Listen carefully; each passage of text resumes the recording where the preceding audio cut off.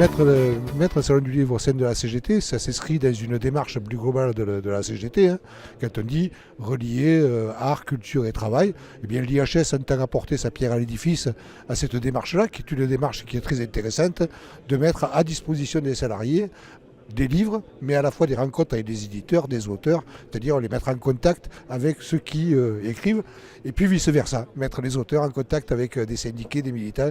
Ça fait un échange qui est intéressant et qui est rempli de richesse. Aujourd'hui, on a 18 exposants sur le Salon du Livre. Ce sont des éditeurs qui sont très spécialisés, puisqu'on est dans le livre d'histoire sociale. On reste dans nos prérogatives de l'IHS. Donc ce sont des éditeurs qui sont spécialisés sur cette question-là. On a une librairie avec qui on a un partenariat, c'est la librairie Folie d'encre de Montreuil. Et puis on permet aussi à nos instituts territoriaux et professionnels d'exposer leur production, puisque eux aussi produisent des journaux, produisent des livres, etc. Donc voilà la composante de ce salon.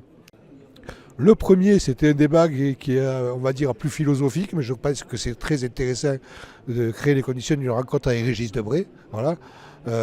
Et Régis Debray était heureux de rentrer pour la première fois dans la CGT, qui autour de deux de ses livres. Le premier, ce qui s'appelle Civilisation, mais qui a comme sous-titre Sommes-nous tous devenus américains? Voilà, je crois que ça en dit long à ceux qui sont dans le milieu du travail aujourd'hui, où on est dans la novlangue, l'américanisation de la société. Et son deuxième ouvrage, qui est Madame H, H avec un H majuscule, c'est Madame Histoire. C'est le rapport d'un philosophe avec l'histoire, et je trouve que ce débat est très, très ludique, très intéressant. Le deuxième débat aujourd'hui met plus en scène quand même les salariés, nos militants, puisque c'est un débat autour de le livre et le travail, quoi. Avec Aurélie Filippetti, qui a été ministre de la Culture, comme tout le monde le sait, et puis des responsables de CE, de gros CCE, hein, comme CCE des cheminots ou la CCASEDF, et puis de petits CE, comment, par leur activité sociale, ils donnent accès aux livres aux salariés. La mission, c'est déjà de pérenniser ce salon, c'est la deuxième édition. Je pense qu'on est encore mieux que l'an dernier, et l'an prochain, il faut qu'on soit mieux que cette année, c'est-à-dire d'ouvrir, d'avoir de plus en plus d'éditeurs, de plus en plus d'auteurs. On avait quand même 27 auteurs qui signaient des livres sur les deux jours.